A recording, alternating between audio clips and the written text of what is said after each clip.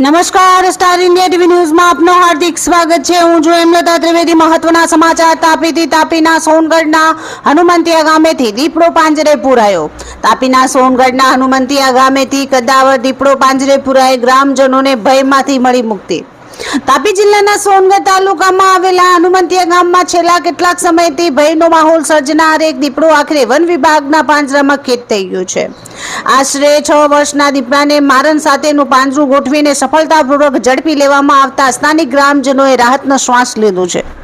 પ્રાપ્ત વિગતો અનુસાર સોનગઢના હનુમંતિયા ગામ અને તેની આસપાસના વિસ્તારોમાં છેલ્લા કેટલાક સમયથી એક જંગલી દીપડાની હિલચાલ જોવા મળી રહી હતી। દીપડો વારંવાર રહેણાંક અને ખેતીલાયક વિસ્તારોમાં દેખાતો હોવાથી ખેડૂતો અને સ્થાનિક લોકોમાં ભારે ફફડાટ વ્યાપી ગયો હતો।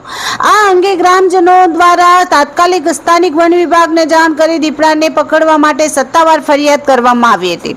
ગ્રામજનોની રજૂઆતને લઈ ગંભીરતાથી લઈને વન વિભાગની ટીમે તાત્કાલિક એક્શન લીધા હતા અને ગામની સીમમાં દીપડાને આકર્ષવા માટે મારણ ખોરાક સાથેનું એક મોટું પાંજરું ગોઠવી દીધું હતું।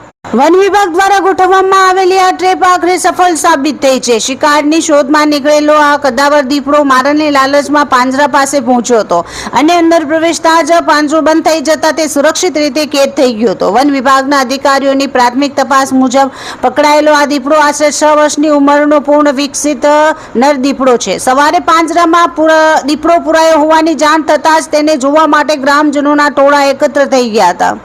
વન વિભાગની ટીમે ત્વરિત કાર્યવાહી કરીને પાંજરા સાથે દીપડાનો સત્તાવાર કબજો મેળવી લીધો છે। પકડાયેલા આ વન્યજીવને હાલમાં વન વિભાગ દ્વારા સુરક્ષિત સ્થળે ખસેડવામાં આવ્યું છે। વિભાગીય પ્રોટોકોલ મુજબ હવે આ દીપડાની પશુ ચિકિત્સક પાસે સઘન તબીબી તપાસ કરાવવામાં આવશે। મેડિકલ ચેકઅપ પૂર્ણ થયા બાદ જો દીપડો સંપૂર્ણપણે સ્વસ્થ જણાશે તો તેને માનવ વસાહતથી દૂર કોઈ સુરક્ષિત અને ઉડાનવાળા ઘાટ જંગલ વિસ્તારમાં મુક્ત કરવાની કાયદેસરની તજવીજ હાથ ધરવામાં આવશે। Star India TV news bureau report.